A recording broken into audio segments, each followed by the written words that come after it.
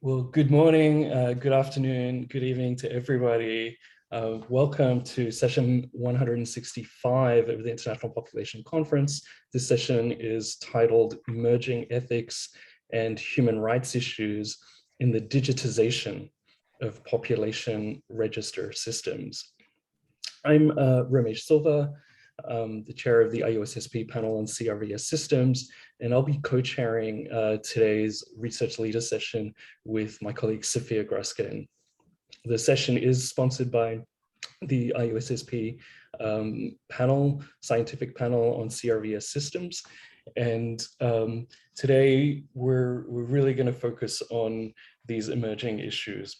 The modernization of national population data systems in the form of population registers, national ID systems, and civil registration systems increasingly involves rapid digitization. This modernization is often promoted as a means to increase inclusiveness of societies and support key welfarist and social protection initiatives. Yet, this growth in technology is also raising a host of ethical and human rights issues, which require careful thought, systematic exploration, and engaged deliberation. The purpose of today's panel is twofold. Firstly, to advance an interdisciplinary dialogue between population scientists, ethicists, and human rights practitioners on these emerging issues. And then secondly, to discuss the potential role of demographers and population scientists in advancing population data systems that are consistent with ethical principles of dignity, respect, inclusion, and international human rights norms. Our session is going to be structured into 4 components today. We'll begin with 3 presentations by our session panelists. And then secondly, we'll hear some discussant remarks from 2 of our distinguished discussants. And then Sofia and I, thirdly, will guide us through an interactive panel discussion. And then at the end, we hope to have about 10 to 12 minutes for audience Q&A. And so we do encourage everybody to use the Zoom chat window throughout the sessions so that we can organize and curate the interactive Q&A at the end. Without further ado, let me hand over to Sofia, who'll elaborate a little bit further and get us underway. Thanks so much, Sofia. Thank you, Romesh. Hi, everybody, and welcome. I just wanted to start by just saying that it's also fitting that today is Human Rights Day. And so we're talking about human rights and ethical issues that are embedded in these systems, which I think is somehow an important and useful synergy. We didn't know these 2 things would come together at the same time when we set out to do this meeting. So this seems important. And we're hoping really to move us towards not only addressing the concerns we're going to hear, but in the ideal world, to begin to really chart a way forward. And so I'm Sofia Gruskin, and at the University of Southern California, I direct the Institute on Inequalities in Global Health. And with Romesh and with Ellen, we sit on, Romesh, you said it very quickly, but I'm going to say the whole name of our panel because I think it's quite a mouthful. We sit on the IUSSP Scientific Panel on Population Perspectives and Demographic Methods to Strengthen Civil Registration and Vital Statistics Systems, which you have to admit is kind of the longest name that we could think about. But we've been exploring and connecting in useful ways about these issues over the last several years. And, pre-COVID, a major preoccupation of our work together had been the ethics and rights issues emerging in terms of population registers, in terms of national identity systems, and in terms of civil registration.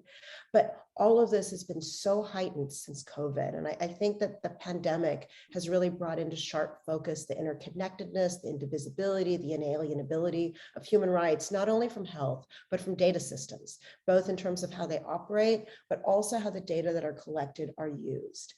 Governments are largely responsible for these systems, and the pandemic has really shown that people around the world are willing to give extreme deference to what the government says is needed, in particular if it seems that this is good and necessary for health. And that's a great thing. But I guess I would say we have to really get our heads around what it means. And I'm going to just put it this way from my perspective, that health and security have become so intertwined. Is it okay that the pandemic has allowed this architecture of surveillance and social control to expand in the name of public health? And so I really think it's something we need to explore. And from a range of actors and disciplinary backgrounds. And I want to echo something Romesh said, which is that it's been really striking how little connection there's been between the folks who are thinking about the ethics and rights issues, who are talking to one another about this, absolutely, and the population scientists and those that are dealing with and actually working with the technologies, right?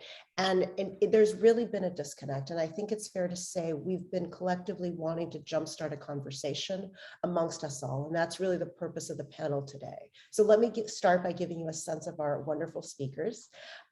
So Keith Breckenridge is professor of history and deputy director at Weiser. He writes about the cultural and economic history of South Africa, particularly the gold mining industry, the state, and not surprisingly, the development of information systems.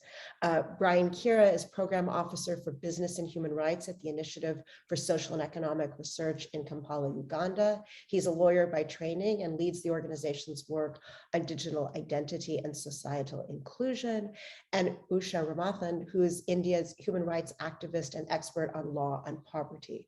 Dr. Ramanathan is one of the leading critics of Aadhaar and has written and spoken extensively against its risks to security and privacy, as well as its exclusionary effects. So these are our great speakers, and we have two wonderful discussants who will introduce a bit after we hear. And before handing it over to Keith to kick us off, I want to emphasize what Romesh was saying. Please, we're all familiar with Zoom at this point, but please do use the chat function to put your questions in preparation for the time that we'll have at the end of the general discussion. And with that, Keith, the floor is yours, please.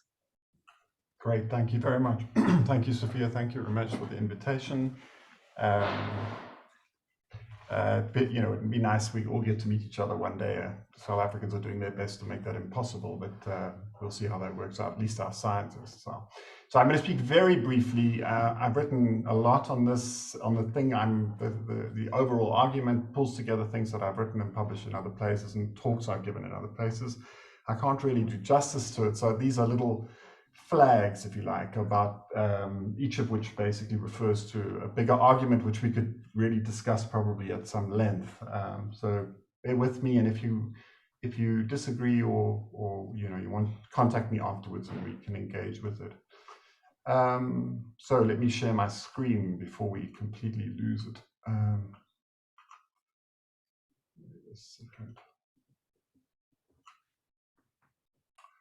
Right. So the main argument I'm interested in making here is that that colonialism basically bequeaths a set of what we could call kind of administrative core categories, and the risk really is that digital systems can they can dissolve those categories, or they can reinvent them, and in a sense make them permanent and long living. And both projects are quite possible. So the case that I know best, and the story I've told in some detail, is the story of the apartheid state. And in the making of the apartheid state, the key point really is that fingerprinting, biometric systems, become a kind of substitute for the normal forms of population knowledge that were developed in many other places, all over the world, but chiefly in Europe, and they have a different inflection in the imperial countries. And the main point is that in the 19th century, we had birth and death registration for Black people in South Africa. It was paid for by the state, and it was deliberately curtailed as part of this famous Geddes Acts reform, the big first administrative austerity that was introduced by the British. They killed off birth and death registration, and that remained a kind of minority right through until well after the end of apartheid. We only really got birth and death registration repaired around 2000. It's easy to focus on that exclusively, and people often do, but it's important to see that it was as part of a general move towards, if you like, customizing the administrative lives of Africans and pushing it into the area of the customary, giving chiefs control over all aspects of people's lives and moving them out of the formal areas in which economic activity took place for whites, Indians, and for Africans. So that is probably, I think, in the long run, more important. The prohibition of contract in law and the prohibition of debt. Debt is a much bigger driver of surveillance than people like to acknowledge. It's the key driver of surveillance in the Western economies. And Africans' forms of indebtedness were made informal, and that remains a really, really important part of the problem. It has a similar form in India, but it's also in some ways really importantly different. Part of this was a complete neglect of the Black rural population in the census. Through the 20th century, South Africa basically did a slightly better job than most of the other African colonies. There were a couple of censuses in which the rural Black population was counted, but by and large, they were ignored. And obviously what that does, it's a kind of a key instrument of the particular form of colonial governance that develops on the African continent, which is the state does not know and therefore can avoid all sorts of moral obligations, political and moral obligations that follow from surveillance systems. And I think we see that again now in the current round. So the main point on here is that at the core of the apartheid system was the building of a set of categories around race and ethnicity. So Indians, Africans, and coloreds were invented, if you like, racially in the course of an administrative system that began with the census in 1951.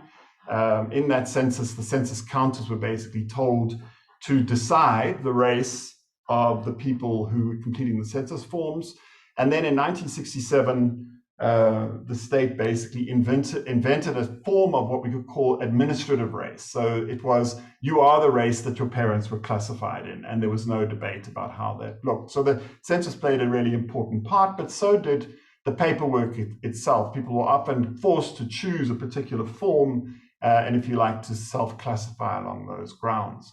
And there's a kind of huge Baroque proliferation, not just of race, but also of tribe, at the core of how the apartheid state worked, so that everybody was basically fitted into one of these kind of group categories that the state could use to control how politics worked.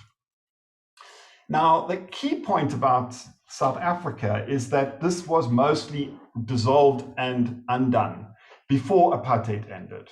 So it happens in several stages. Partly it happened right at the beginning, even before apartheid, and that is the extension of the welfare order to rural poor women in particular. So people were getting pensions from before apartheid, and the state maintained that pension system right through the period. But the really important change comes in 1986, where the population register is deracialized, and the state from that point on kind of washed the categories of these obsessive Baroque categories of population order out of the system that we use, the Home Affairs National Identification System. And so it's in fact a really inclusive, very interesting model of population registration, driven in large part by the fact that the state uses the population register to allocate cash grants to millions of people. 20 million cash, there are 20 million cash payments made, and that has brought the poor in a really decisive way. Most people, now there are always some people who are outside, but most people have been incorporated in the population register because of the cash transfer system. But it's also clear that in the 90s, from 1990 to at least 2000, the ANC was actually interested in bringing people in from across the borders. So people were encouraged to take up South African identity from Lesotho, from Swaziland, and actually from other Southern African countries. And you will know that in the last decade, as the welfare order has really suffered terrible strain, the ANC is beginning to move to a much more coercive view of what cross-border migration should look like. They're trying very hard at the moment, once again, to push Zimbabweans back across the border. But it's still, I think, a pretty nice, it's a good example of how the digitizing and the consolidation and centralization of the population register can have very inclusive long-term consequences.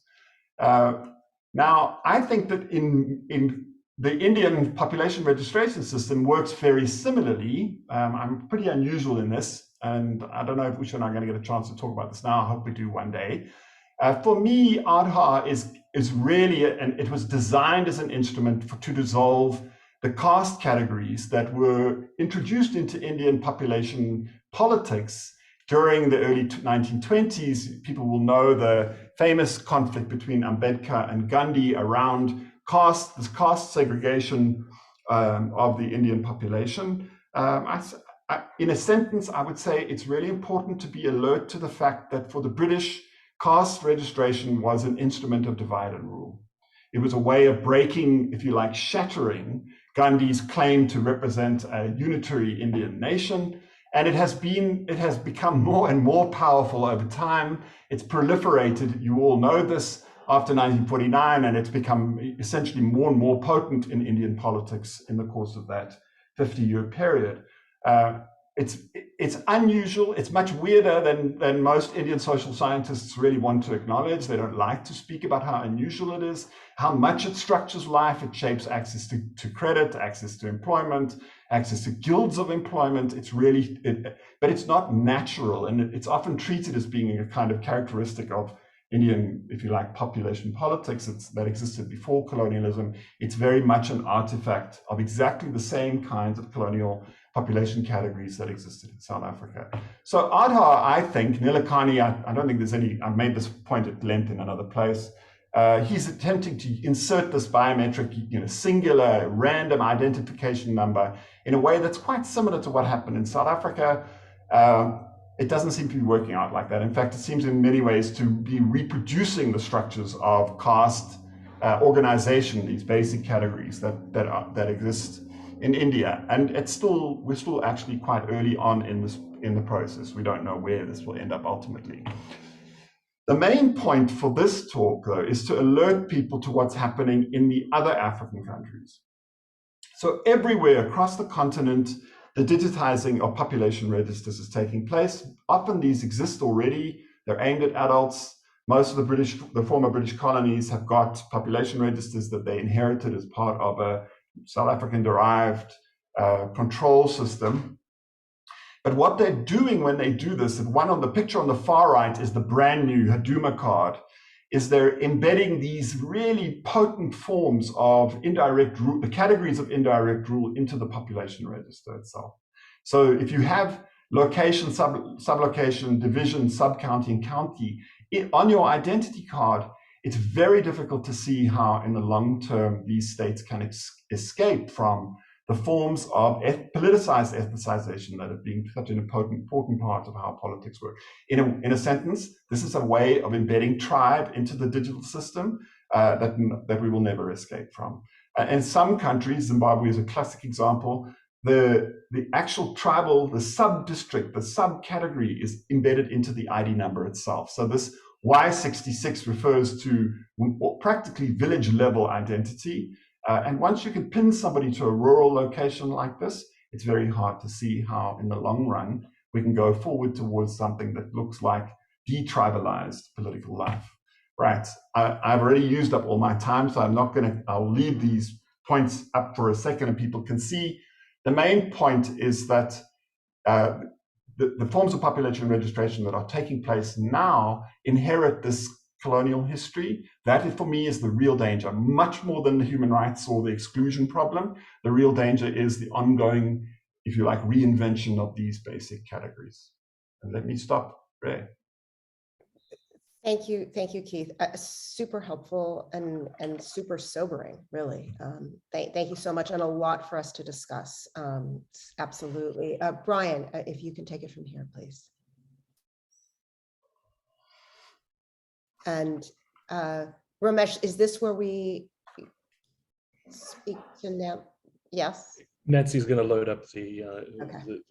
the recording. Thanks, Nancy.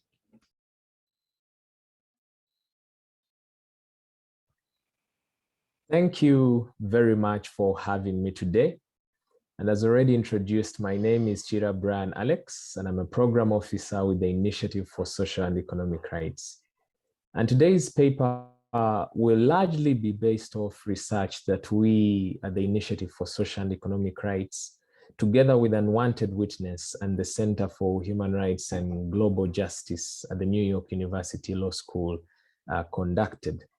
And the paper will basically look into whether the digitization of Uganda's national ID system fosters inclusive social protection or arbitrary exclusion, especially during the COVID-19 pandemic.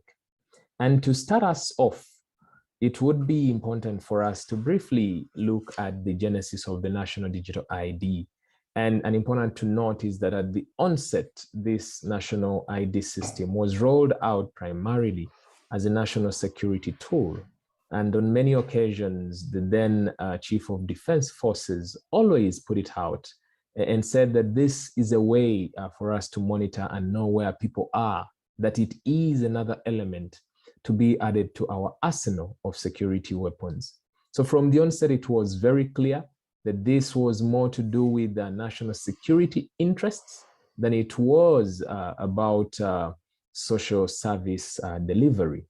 But in 2015, indeed, the national ID system gained legal grounding through the enactment of the Registration of Persons Act of 2015. And now this act, primarily through section 65 and 66, made it mandatory for one to have a national ID if they are to access public services. And some of these services, therefore, had to include the Social Assistance Grants for Empowerment Program, the emergency COVID-19 cash transfers, but also access to public health services. And with such dictates, we found that exclusions were happening, primarily because a good section of Ugandans do not possess a national ID. And the challenges that beset the system, we noticed that these started from the stage of registration, that the challenges that abound at the time of registration included, long distances that people had to trek to registration centers, but also long and tiresome queues, lack of documentation that was required, as well as errors that were being occasioned by registration officers. For example, you would find that a person that is eligible for the social assistance grants for empowerment that is given out to persons that are aged 80 years and above may not get that social benefit even when they are actually 80, because at the point of registration, the registration officer captured the wrong age and such, so a person cannot qualify. But then also we saw instances of some people being asked for unofficial costs, call them bribes, to be able to be registered, and also mere failure of biometric machines. In some instances, some people also reported that their fingerprints could not be captured, and such, they were frustrated, and others merely came and the biometric machines were not working on that particular day. And so this all compounded, and very many people failed to register. And of course, be that as it may, it's also challenging that even with issues such as errors, you find it very hard to rectify these errors. It is a whole cumbersome process that many opt not to undertake. And so the net effect of this, as I'd mentioned, is that a number of Ugandans do not possess a national ID, and our research shows that a third of Uganda's adult population lacks a national ID, and the authority that is charged with the duty of registering people also acknowledges this inadequacy.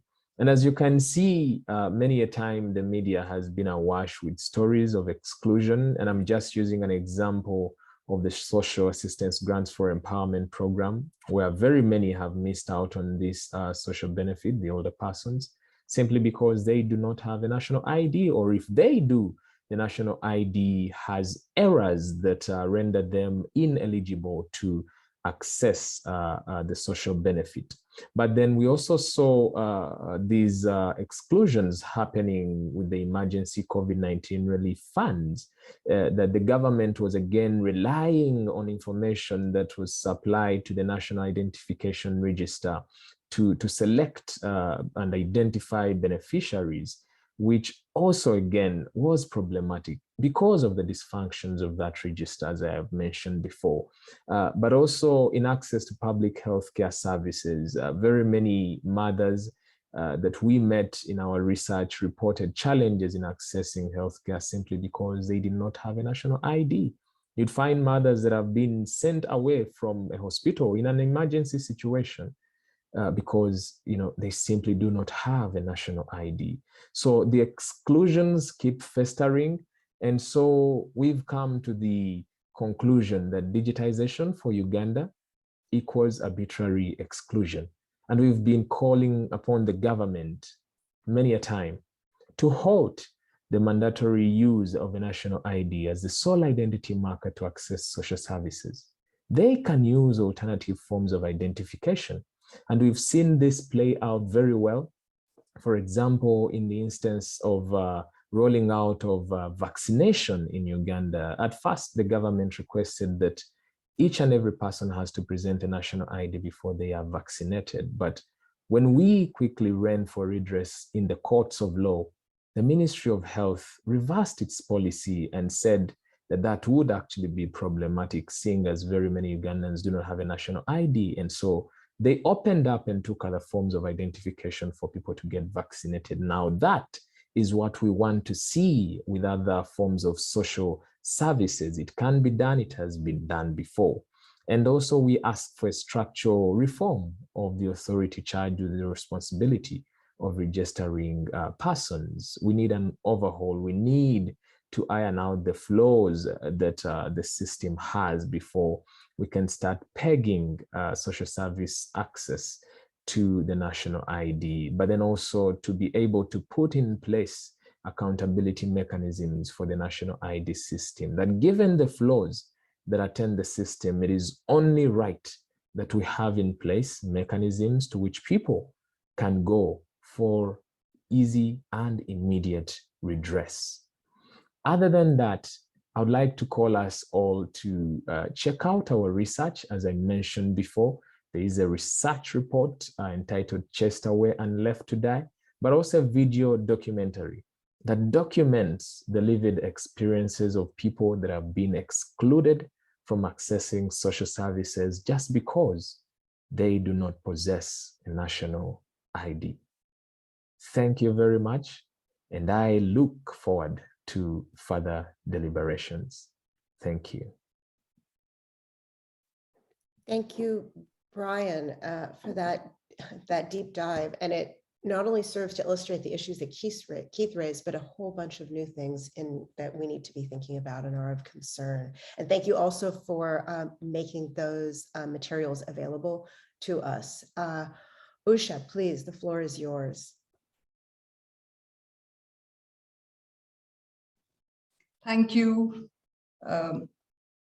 I'll have to adopt a lot of what Brian was saying, because a lot of that is what's happened in India too. So in terms of the actual rolling out of the project, of giving everybody a national ID, of linking it with welfare and with state support and with the failures in the system, I think the experience is the same. I think what makes this interesting at this point is to look at why it is that at a certain point in our history, all of us developing countries seem to have this system being imposed on us, and this use of technology being used on us, and also to wonder maybe for a bit why untested technologies are being rolled out on population scale across countries, and why that is being presented as the only way by which they can stop fraud, stop corruption, stop crime, stop terror, and stop a whole host of other things. Basically recasting whole populations as potentially each of these, and using that as a justification for rolling these technologies across populations. So in the Indian context, we had the National Population Register and the UID, Unique ID project, which is otherwise called Aadhaar. These two projects getting linked up and being brought in. But it's interesting that the ID project that was, both the ID project and the National Population Register, the National Register of Citizens, came through a process where in the late 90s, it was first mooted as being necessary to deal with national security because our borders were insecure, with infiltrators being able to come in. And then it became about illegal migrants who were taking away economic opportunities. And then it became about targeted delivery of welfare services. And all of these seem to have the same kind of answer, which is use technology to pin a number on everybody. So the idea, I think we've been most honest in terms of the title. It's not about a national ID or whatever. It's really uniquely being able to identify every person. And the three words that have characterized it have been unique, which is about every person having that number pinned onto them. Ubiquitous, which is about every database in which, with which one may interact, having to hold that number, and therefore we've got to put that number in there. And the third is universal. Since you won't be able to do without it, everybody will have to get that number. And it's interesting that both the National Population Register and the UID both have in them, built into them, the potential for civil death, which is essentially if you can't identify yourself with the system, if you don't have the kind of documentation that is needed for you to belong in that system, if your biometric does not work, and if you don't have a mobile phone, then you perhaps cannot identify yourself with it. And, it cuts people out. We are already seeing that happening in many places. The characteristics of a system like this, to make it friendly to either rights or to people, it would need to be voluntary. If it were to be there, it would need to be voluntary. And we know now that it's the strangest, I think Oxford English Dictionary has to change its definition, because in India, voluntary means mandatory. It means coercion. So you don't really have a choice. So they say you voluntarily, you have to go and register yourself. If these projects would also have a certain legitimacy if they broke down barriers. But what we find is that this has produced one more barrier that people have to cross. And this is a far tougher barrier for people to cross because, like it was said, if you have to have systems like this, you need democracy to have systems like this functioning fairly. And you need a level of literacy about technology. If you don't know, you just become a subject of that exercise. The third is that this kind of system, if it has to exist, it has to provide recognition for people who want that recognition. But here we find that if you can't identify yourself through the system, then you will not be recognized. And there is a grand word that has come into this system. It's called presenceless. Presenceless, as in we don't, you don't need to be present. We just need your data. We need your, we need your biometrics. You need to authenticate yourself. We don't need to see you. It's a very strange kind of phenomenon that has emerged, and it has all kinds of meanings. And the other is that, one of the tropes that's constantly used is that of national security. And it's a strange kind of thing because in human rights law, we often think of national security as directly being linked with the individual security. Every person should feel secure for a nation to be secure. And we're finding that this is used, this idea of national security is used in a way where every person feels that they're never sure. So in poverty law, we normally think of it, we started off with thinking of things as poverty and then realized that poverty sounds like a static concept, whereas actually it is a process of impoverishment. And then when we went to communities which live in forests and which live in isolated communities that have come closer now, but where we noticed that fencing off produces induced vulnerability. And then during COVID, we saw the most graphic demonstration of uncertainty especially of migrants. And we looked at what this kind of ID system did to each of these phenomena. And we find that it only exacerbates because it makes people very unsure about what they need to do with this system. And we've seen already deaths occur because they were not able to identify themselves with the system. And there is no acknowledgement of this. So just to say, one word on this, that between 23rd and 25th of November, we had the UIDAI, which is the agency, had a 3-day celebration of 10 years of the UID. And there wasn't a word about any of the failures. And there wasn't a word about what's happening with biometrics. It was very interesting because the first mission director of the UIDAI was on a session where he was saying, this was never meant for the government. It was meant for private industry. And that's where they were supposed to be using it. So there are two ambitions. Broadly, there are at least two ambitions we can see in this. The state has been promised that it will be able to see every person, and there will be a granular transparency of every person. So we have these notions of 360-degree vision of every person. And corporates are looking at this as data as a new resource. We know that land is difficult to get now, water is difficult, minerals are not so easy to get. So data has become this big thing which they call trickle up. So, like they say, Indians are not wealthy, but they are data rich. So this should be given as community data. We had a whole battle over privacy, where we were told that there is no right to privacy of the people, that nobody has any right to privacy. And it ended up with there being 9 judges saying, yes, there is the sounding statement that there is a right to privacy for every person. So as a consequence of that, now they say privacy is a right, but it is a right so that you can give it up for your community. And that's the only way this kind of project can function. So since it's a population conference, I know I'll come back with this, but I do want to say that, in population studies, there is such a lot that happens in terms of wanting data about people, wanting to know. I think the difference between curiosity of a kind which is constructive and respecting of people would be very different from the kind of opportunistic ambition these kind of projects create. And we need to keep that distinction. We also need to never forget that it has been openly stated that if these projects are to survive, privacy must die. Consent is broken, they would say, and say, therefore, your consent is irrelevant. And you have to contribute. It's a job of every person, through your body, through your biometrics, through whatever it is, to contribute to the economy. This is the kind of imagination within which this project carries on. So I'll come back for another round later. I don't want to say too much more now. Thank you.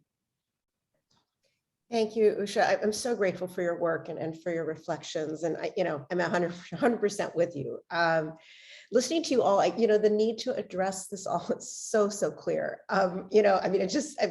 Anyway. So I want to introduce our discussants for the reflections on what we've just heard. I'd like to start with Philip Alston, who is the John Norton Pomeroy Professor of Law at NYU School of Law and co-chair of the Law School's Center for Human Rights and Global Justice. He's had so many important titles, but I just want to say he's one of the shining lights in the development of international human rights law, and he's been a huge influence on my thinking, and I'm incredibly grateful to him for being here. And then Ellen Percy Kraly, who's interim provost and dean of the faculty, and William Keaton Jr. Professor of Geography and Environmental Studies at Colgate University. She's a leading scholar in migration and the range of issues that we're discussing here. And Ellen has been a huge partner in crime in trying to bring attention to these issues. And so it's so wonderful to have you here. Philip, if we can start with you and your reflections. Yes, thanks very much, Sofia. I have rarely been on a panel which has so many interesting people on it, and I mean that. It's an absolutely wonderful group, and those first 3 presentations were terrific. I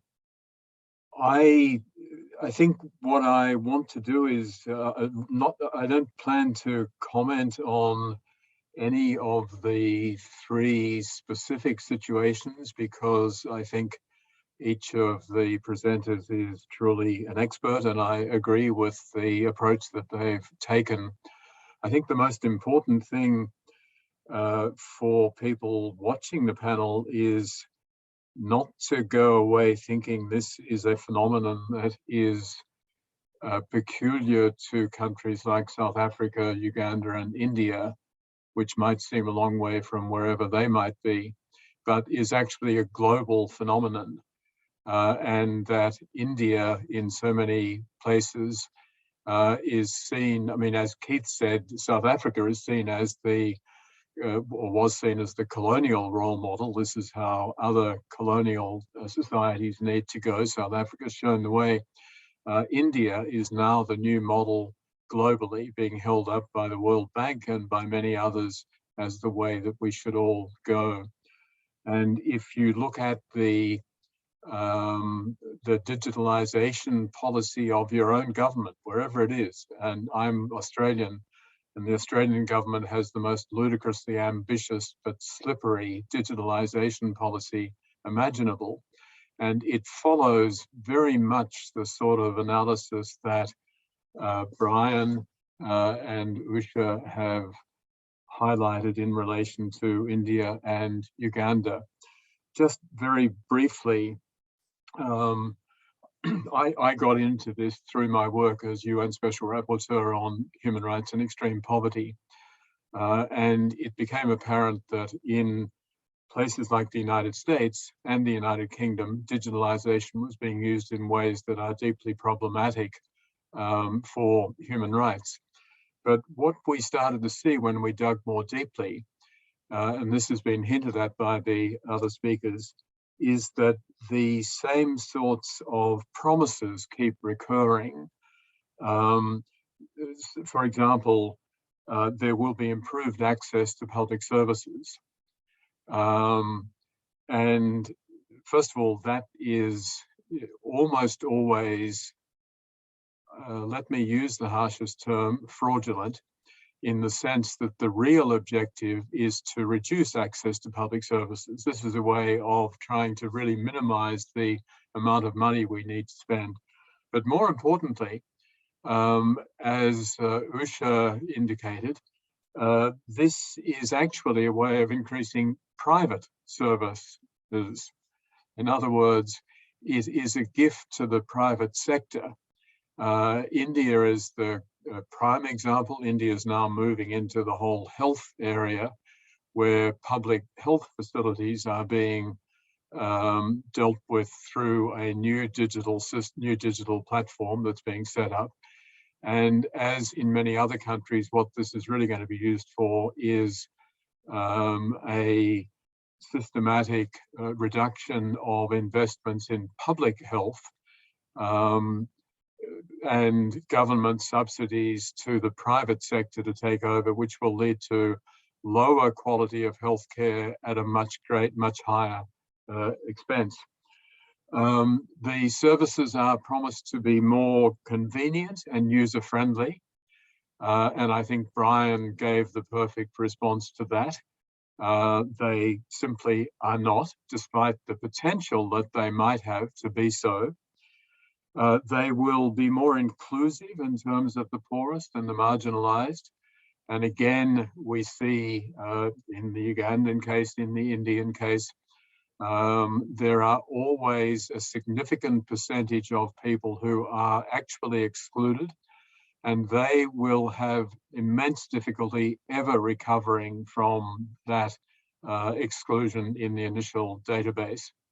That's a classic example in Kenya, to which Keith referred with the Huduma number as well.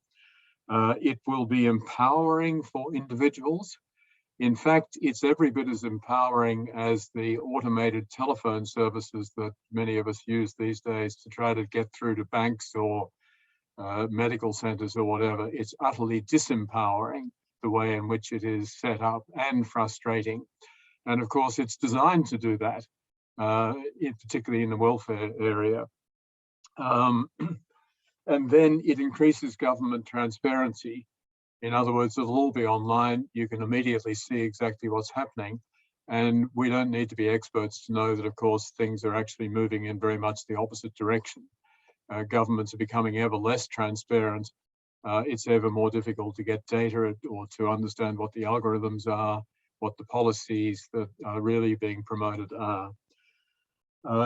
We then get to the issue of countering threats.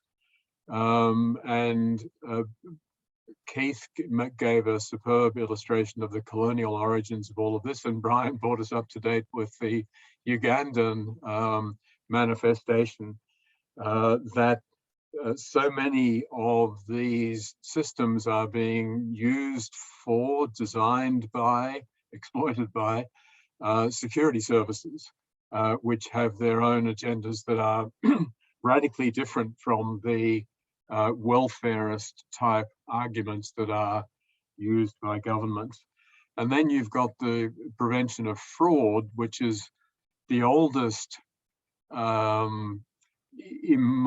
emotive way of attacking welfare, if we can call it that, to say that people who are on welfare are compulsively engaged in fraud, and we need to have a much more effective digital system to root this out. In fact, fraud in most welfare systems is a very, very small percentage, and what it's really being used for is very different reasons. Finally, I mean, I could speak at much greater length because there are so many issues here, but I think the concern that I have most of all is that a lot of what's going on is going hand in hand with the corporatization, privatization of what used to be public services. Digitalization platforms are being set up and handed over on a plate to the private sector to give them comprehensive access to data that would previously have been limited to governments, to give them opportunities to be promoting their own services that end up getting people hugely into debt, and to set them up to take over what were once conceived of as being government services. One final word, despite all of these criticisms, I am not opposed to digitalization. It has immense potential. It is simply a reality. We cannot avoid it. But the bizarre thing is that almost no governments and very few of the rest of us are sitting down saying, how can we really design these systems so that with the same sort of mindset that the security and defense people have, they go into it saying, right, how can we shape these systems from the outset to achieve these 1, 2, 3 objectives to keep us more secure? If we could do that in the welfare area, the social area more broadly, and say, what are the opportunities here? How could we transform access to housing, access to food, and a range of other things? How could we improve even respect for civil liberties through these new systems? But of course, that's not happening. And the tech sector is very much oriented in exactly the opposite direction, designed to make profit, but to promote a very strong neoliberal agenda. I'll leave it at that. Thank you, Philip. Thank you. The host of issues that you brought into the discussion are much appreciated, and I hope we're going to get back to them in the discussion. There's a million points I actually personally want to come back to, so I hope we will. Ellen, please, your reflections, please. Okay, thank you. And Sofia, you're so right. I mean, the wonderful thing about a moderated discussion is that I think we all, probably Philip and I, thought we would start from one place. We have notes, and then you hear these wonderful presentations and write down more notes and more things to talk about. So I'm very much influenced about these very fine presentations, and these thoughts I'm going to pick up right from Philip's, because you landed with, I think, the essential question. The interrogation and the lifting up of the goals of these systems. What is the goal of digitization? What is the ultimate public good that comes out of the use of technological change in information systems that will benefit the greater good, the public good, people and individuals, communities, and families and households? And without having that firmly forward, and I would call it a value, it's a value system within public administration about the use of the intentions of these initiatives to guide the work of implementation to the appropriate ends. Usha, you brought this up beautifully. You said, these programs are supposed to reduce, terrorism and reduce crime and address public problems. Now that's all, I guess, good. But if we recast that to think about these systems should be, using your wonderful words, to break down barriers. And in my kind of operating culture here in North America, I would say, how can these systems promote equity, inclusion, and accessibility to rights of individuals, opportunities, and resources? That if our institutions began with those questions or affirm those values guiding any kind of statutory or administrative change in information systems, we might be tending in different directions. But then we go to Keith's impulses, which are fabulous, and that's history. So, Philip, you said this is a global phenomenon. It's also a historical phenomenon. And as a demographer who works with population projections and modeling and that sort of thing, we look to the past, and that can tell us something about the future. And we have an incredible historical record of the misuse of changing technology regarding population data systems with regards to human rights. And Keith, you laid out part of that history in such an effective way. My entry into this area and my kind of passion about this issue, zeal about this issue, comes from mentorship by historians Margot Anderson, statistician demographer Bill Seltzer, and statistician Fritz Schuren, who sought to bring together international statisticians to build basically a database using historical cases of the misuse of population data, particularly technological change. And that's what we're talking about here with digitization, changing opportunities that give us more stuff that can then be applied to, in their case, it was a negative set of case studies, not the positive stuff we want, the negative stuff in terms of population control, looking at the control of Native Americans in the 19th century with special censuses.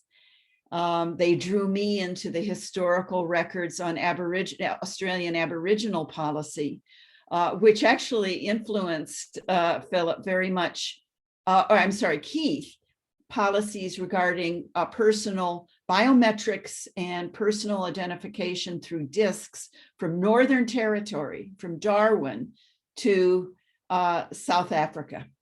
And there was a real, global transfer of technology to use population data systems at the level of the body for population control of Aboriginal people in Northern Territory, and actually throughout colonial Australia and early Federation Australia.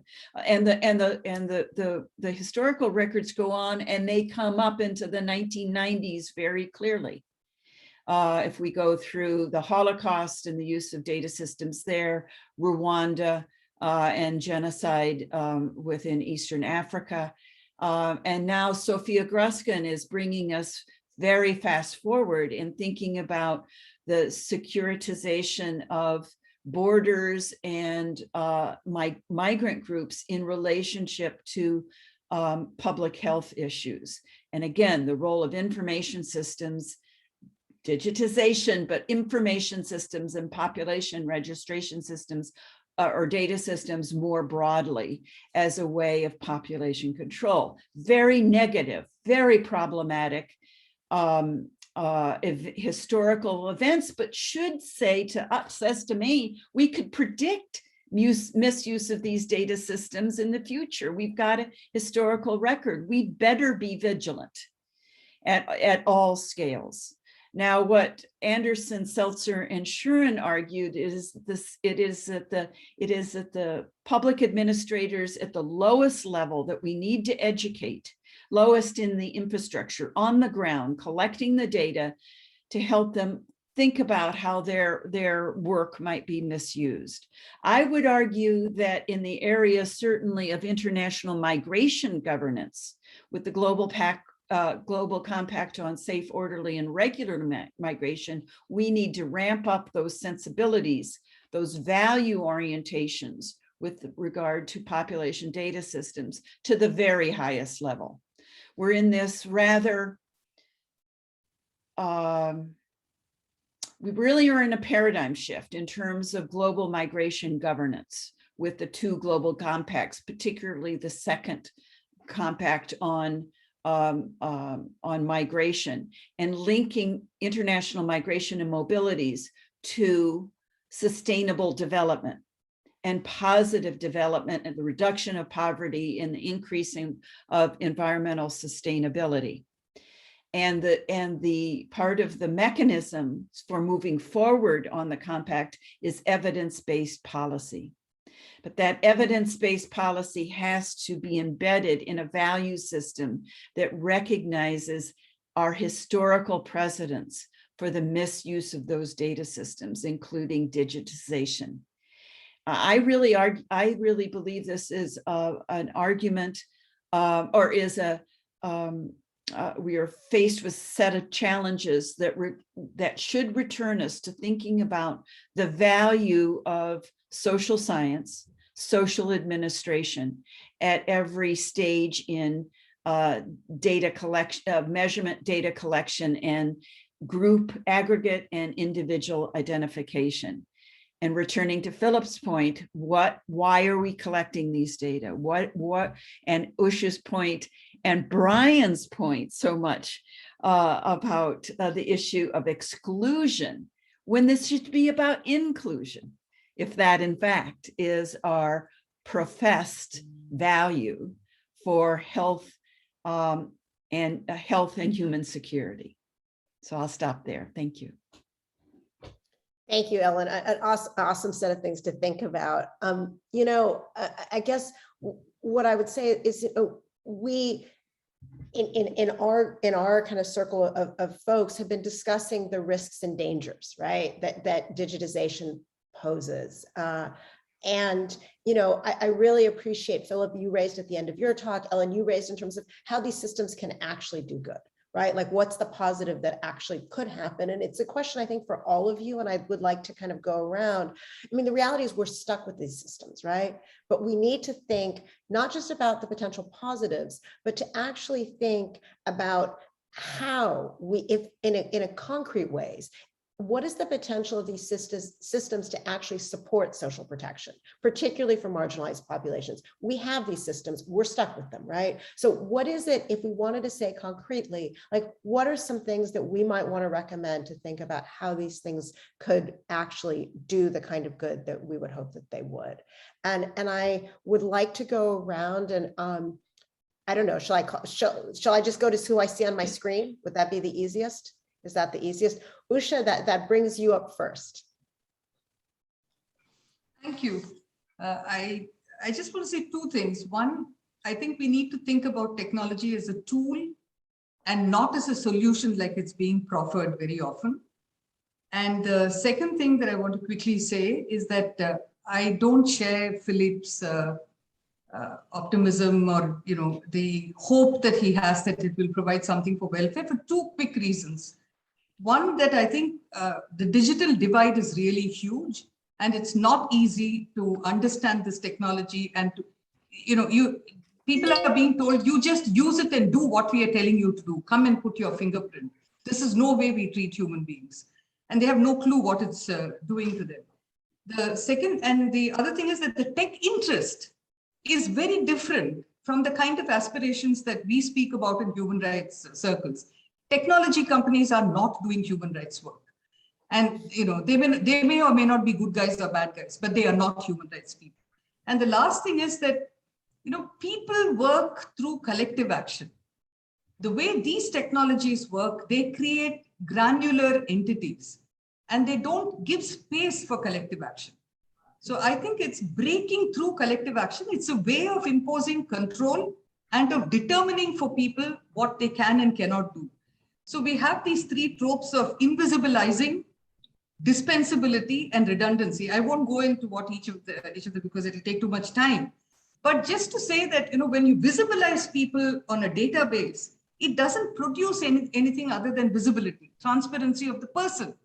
And we are passing through a time where, having fought for years for the state to be transparent to a people, we are finding that every individual is having to be transparent, and be seen by corporates, by technology controllers, and by governments.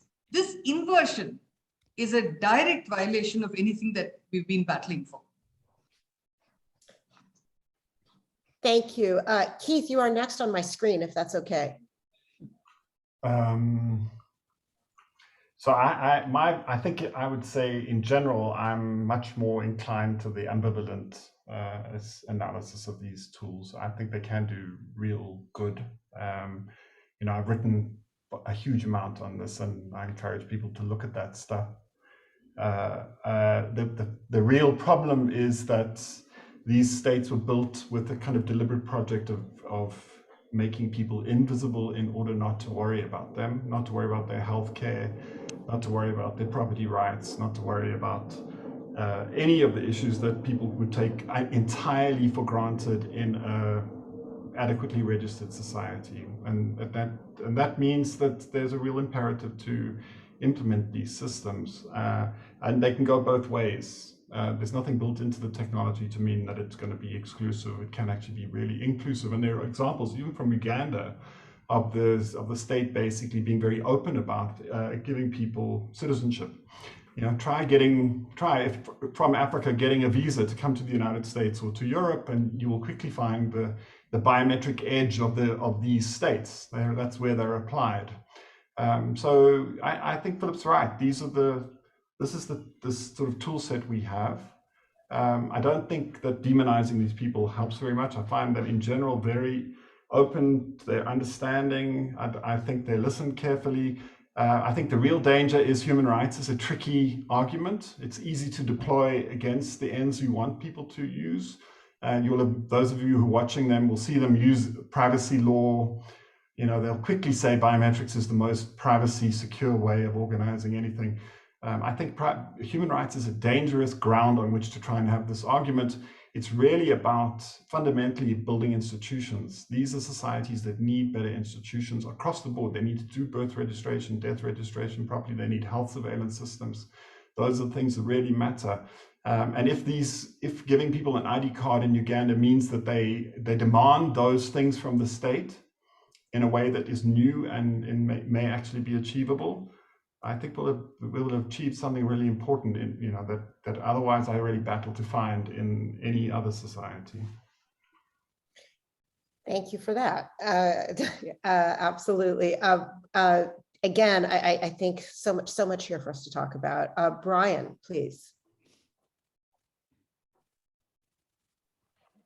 Yes, thank you very much. And I would like to also just re-echo that and my submission is also still premised on a sort of resignation that we know that the systems are not going anywhere. They are with us, and they will be here. And Uganda, as we know, if the government is sold in for something, that will be very hard for them to take any other directions. So I think the point at this particular moment is to see that they are rightly, structured, and they are pushed with a certain sort of force that is also commensurate to the realities at hand. Because one of the things that we've noted is that the technology, or the rate at which the technology is being pushed, it seems like it is not cognizant of the realities that one, we even have an underfinanced authority that has to ensure that all Ugandans are registered. So if you're having an underfinanced authority, then how are they to execute the mandate of ensuring that all Ugandans are registered? But at the same time, they're the very people that have, I think they're using biometric machines that are over, decades old, and the authorities will tell you this. We cannot do this because we do not have the capacity, we do not have the personnel. So what bothers us is that even as this goes on the other hand, we have the aggressive push. It's like we could not wait to roll it out and target to social service access. So for us, the problem is in that if you're aggressively pushing for it, then at the very least, first make sure that everyone has access to this particular ID. And just to say also that we've noticed that so far, and I think this really debunks a lot of the justifications for the aggressive push, that much of the time government would say that having, a digital national ID as an identity marker helps in as far as, accountability is concerned, in, fighting corruption, in ensuring that we are planning well for the masses. But we've seen that there hasn't been any evidence to show that this is happening. In the advent of the national ID, we still have issues of lack of adequate drugs in health centers, and we know that has also been a reason that has been peddled. You'll ask personnel in health facilities, and I tell you that we want the national ID because then we want these resources to be accessed by Ugandans.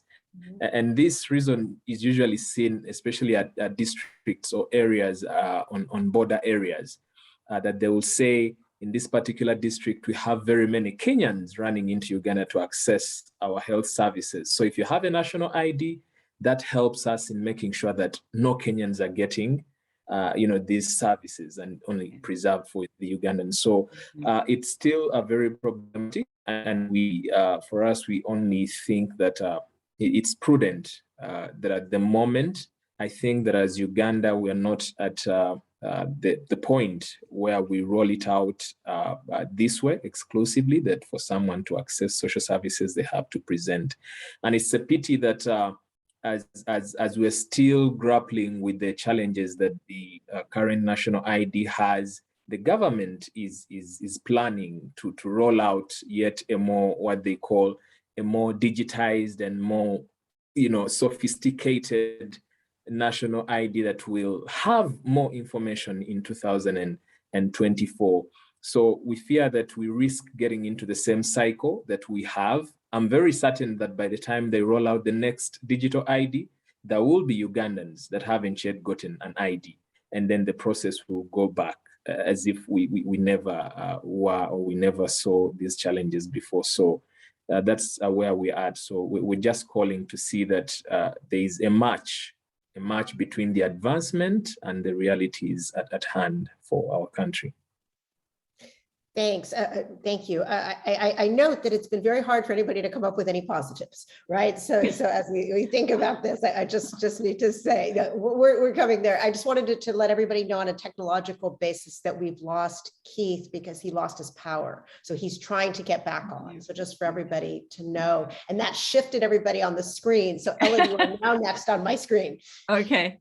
Great. Well, Sofia, I'll try to get a bit of a positive. And Brian, you just kind of launched me into thinking about it. I mean, I would naturally be thinking about migrants because that's kind of my gig right now. So But you said the word borders, and when we think a border and a boundary, and when we think about the, some advantages to kind of stable ID that for displaced persons and people in flight and people seeking protection under international law, flawed as those systems are, the value to the individual of access to some stable identification system is really something that we should think about in terms of people's lack of national connections, national, what's the word I am looking for, the, legitimacy in terms of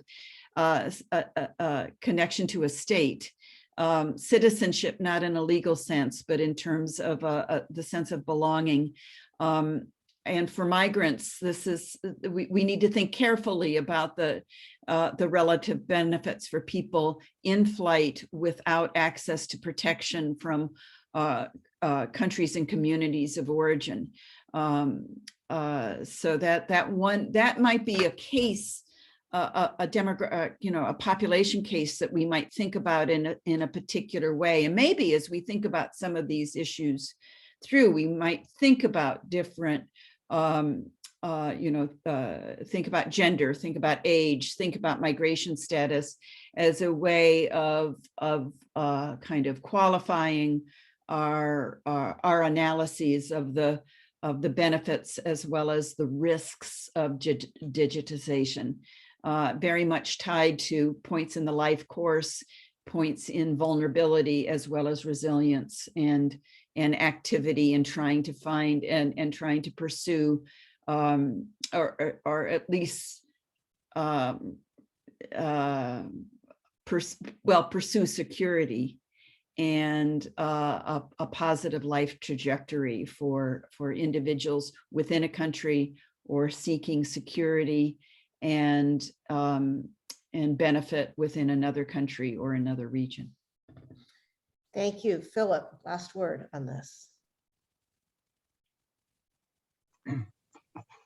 I think the phrase "last word" is not appropriate in this context. Well, there's so many issues that have been raised that I have difficulty doing what you asked us to, Sofia, which is to be positive. And I do want to react. Actually, maybe this is unfair, but coming last, I'll profit. Just a couple of quick comments. Ellen, on borders, I mean, there's huge concern these days about the digital borders that are being erected, the use by the European Union, the use by UN agencies to try to digitalize migration flows, both legal and illegal. And we know that they are going to end up being used in the traditional racist ways to protect northern borders. And that's a huge set of issues. Brian triggered one particular reaction. I mean, he raised a lot of really important issues, but the financing dimension is really a major one here. In fact, when digital systems promise that the area that they're working in will be greatly improved, etc., the unstated assumption is that more resources will be generated, because you can't improve housing, you can't improve food distribution if you keep the budget exactly as it is, because inefficiency is not so great that merely digitalizing it will, generate a whole new set of opportunities. The realities are the exact opposite. First of all, digitalization is pulling money from the substantive sectors because it's very expensive. Secondly, it is unaffordable for many countries.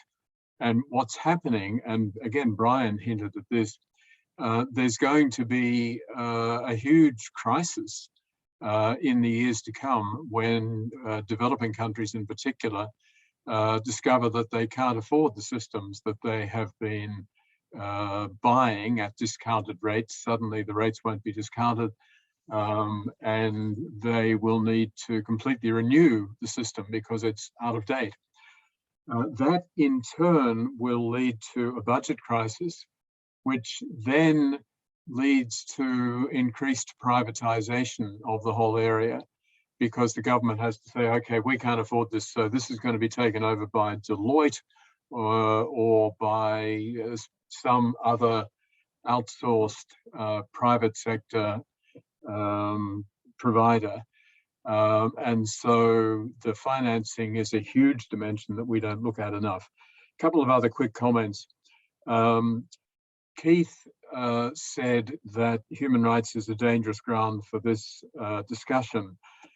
I think my problem is that Keith is doing what most people do in the tech sector, which is looking at privacy and non-discrimination as the be-all and end-all of human rights. But if we expand it to look at not just, first of all, the whole range of civil and political rights, which go way beyond just privacy and non-discrimination, and then add in economic, social, and cultural rights, it's a very different perspective. And my sense is that if you don't have those underlying values as the starting point, you're in a lot of trouble.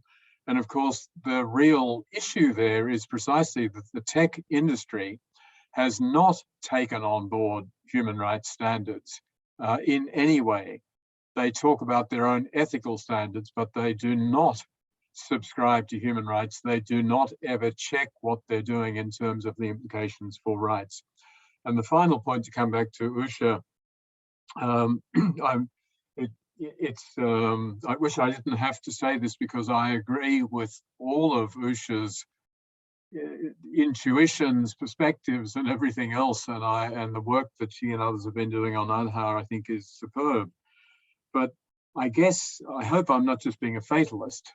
I think that the promises of digitalization are so great that governments have bought into them so extensively that to be mounting a rearguard action is very difficult. I wish it were otherwise.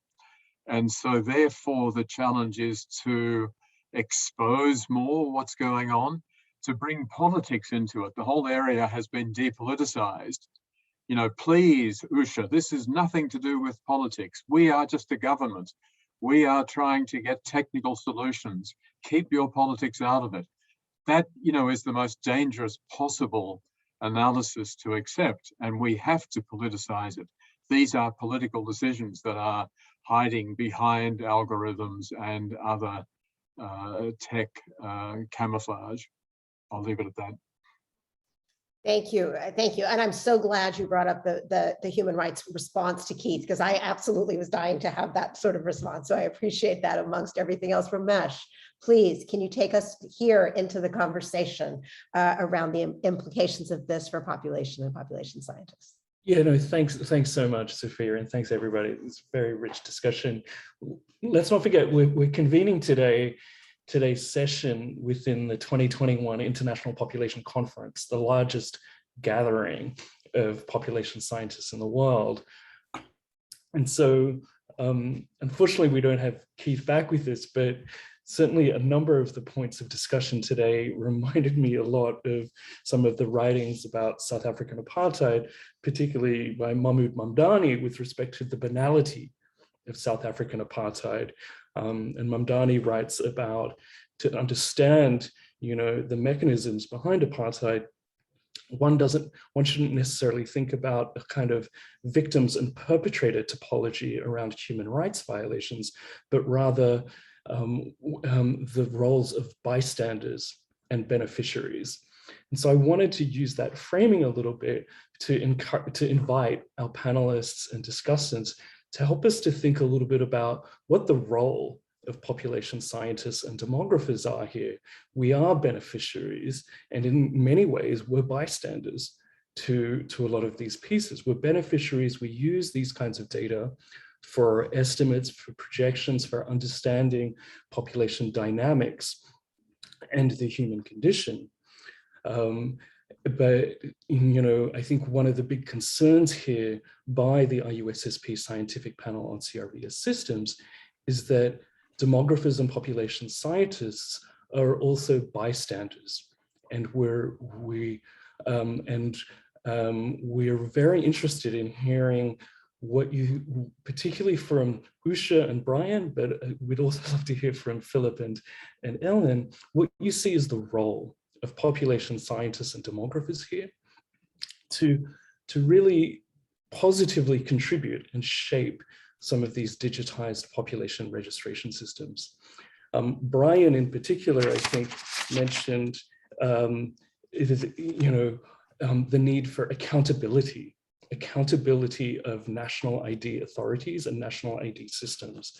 And so one thing I would love to hear from both Brian and Usha is, in India, there has been, 2 rounds of a large household survey called the State of Aadhaar, which documents the completeness, of the universal ID system in India, who's in, who's out, and also the prevalence of content errors in the identity system.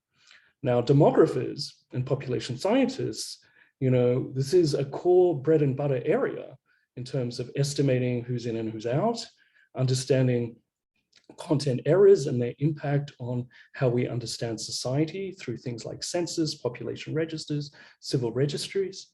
And so it would be very, very helpful to hear, where you see some possibilities for collaboration and for contribution by demographers and population scientists. Perhaps, I'll invite Brian to kick us off here.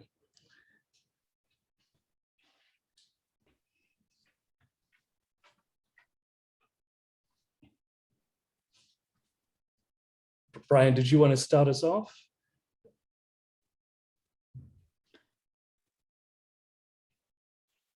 Or maybe Usha, do you want to kick off?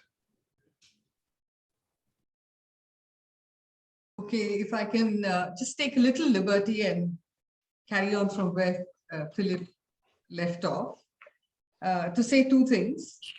One, it's not just what Philip said, but it's also what I hear quite often, and I heard a little bit of that here too, of inevitability.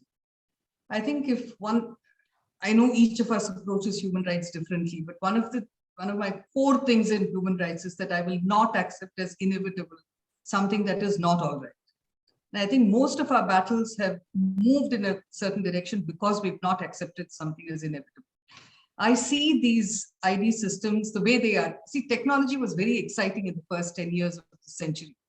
The next 10 years have been creating huge anxiety for us. And it's been about surveillance, it's been about exclusion, it's been about things that we do not accept as part of the way technology should be. It's also about a kind of surveillance and a kind of demand that we keep the tools with us all the time. For instance, now without a mobile phone, it's almost impossible to get any kind of service.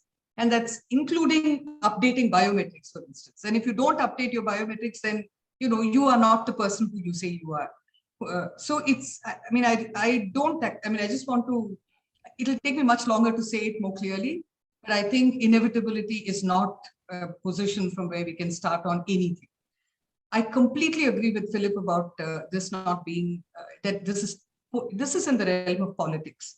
We do tend in all these discussions about using these databases and using technology for delivery of services, we are converting the state into a service provider, which of course it has to do a certain amount of service provision, but it is a political entity. And so it will decide what to do with whom, with the powers that it has.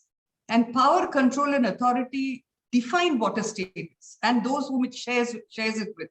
So I just think we need to introduce that quite seriously. And I completely agree that, it's a battle we are having here too. So, how we treat this whole thing. On what population scientists can do, see, one of the things we've been saying is that, persons in various conditions of poverty and impoverishment are in a twilight zone of legality. They need to get out of the shade sometimes, but they need the shadow. So this idea that the transparent is the great and that everything should just be up to be seen, I think is not acknowledging how people have to live their lives. And people are not poor and people are not in those conditions of vulnerability because there's something wrong with them. It's systems that are creating it. And we know today that the deepening of inequality and the discarding of people who just don't seem to be able to make it in the kind of system that we have now has created huge vulnerability. So any kind of data collection, any kind of trying to know a people must respect the condition in which people live and not exacerbate the problems that they have. The second thing is that it is important to remember that people are not data. I hear so many researchers in so many different fields. Like I have a cancer specialist, an oncologist. She does oncological research, and she says, "But if we had that data, we could do so much with it." And I'm like, what is their life? You can't just act like that data and your work is everything. I'll produce some great research, and there'll be people who won't have the pain, but you're destroying their lives in the process immediately. So find other ways. So it is important for people who are collecting information about people to remember that people are not data. And the third thing is that it is quite interesting to see in this age of data how states and other entities do not want certain data to emerge. And I think population scientists would help us if they were to watch that and see why is it that you don't want. For instance, here we've had migrants in the first phase of COVID who walked back wherever they were, being told later that we don't know how many people died. Farmers died through an agitation, about 700 and odd farmers. So the government says, we don't know who these farmers are and how many people died. So the critical kind of things where it might help a people for there to be data, it seems like there is no data. So it would be helpful if population scientists were to take the state on some of this, because we have this thing that between neutrality and impartiality, we are not neutral. We are with people who are vulnerable, but we are impartial in the sense that we believe that we should be able to look at all sides of things. And that's what we would ask the population scientists to adopt to if it comes within their brief sense. Thank you. Thanks so much, Usha. Brian and Ellen, would you like to come in here? Brian? Yes, Romesh, and just to start off from where Usha left, I was smiling when she was wrapping up when she said that in those instances where you hope that data would be available, you find that it actually isn't. So we've been having scenarios where people that are supposed to be getting social benefits are on the register, pass on, and just later they are still on the register. And so you find that benefits are being given out to people, to ghosts, let me say. And then you'll find that there's some older persons that have now since become eligible and have a national ID, but they are not on the register. And so what I'm just trying to say is that also I think it is important that as we roll out these technologies, if we hope that they will be at the core or at the center of people's lives, because they have become, in Uganda, there's little you can do without a national ID. You'll need a national ID to have a bank account. You need a national ID. Now we're talking about healthcare. We're talking about social assistance. You cannot get a passport without a national ID. So everything seems to be rotating around a national ID. And if we are giving it that central role, I think it is also prudent that the process is also handled with the same level of meticulousness. It doesn't help, for example, that when we're trying to populate these registers, at registration point, the government is not putting a lot of thought to who is actually doing the registration. I can tell you that when registration was being done, for example, we had people would be picked from schools, students from schools, students that have minimal understanding of what is what to handle the registration. So you'd find that in some instances, a detail that is provided by a person that is to be registered is unknown to that particular student. And for them, they do not understand the importance of being identified. They will not know that. At the end of the day, they're being given sheets to fill out, and that will be it. So we need to handle it with the same level of meticulousness as we aggressively roll them out. So yes, that's what I have to say. Thank you. Thanks so much, Brian. There's a lot of interesting points there about quality assurance and the role of science which could support there. Maybe I see we're right on time here, so in the interest of time, perhaps we can turn over to Ellen and also give Philip an opportunity to really engage in the question of the potential role of population scientists and demographers to really reshape and support a more inclusive approach to these kinds of systems. Well, I'll just say maybe 3 sentences that population scientists, my tribe, we haven't been talking about population policy in a long time. And so often our discussions about population policy are frankly about population control. That discussion should be driven now by human rights. What happened in the area of my international migration governance to include migration within the development agenda had to do with leadership. Key figures at the international scale, Sir Peter Sutherland was one of them, but there were others as well, to place human rights at the forefront of a driving force for policy, for politics, but let's say for policy. Within the population sciences, we need those voices again. We need to think about relating our analysis of demographic change to critical policy issues. And those, I would say, in this century, in the second half of this century, are focused around human rights. I'll end it there.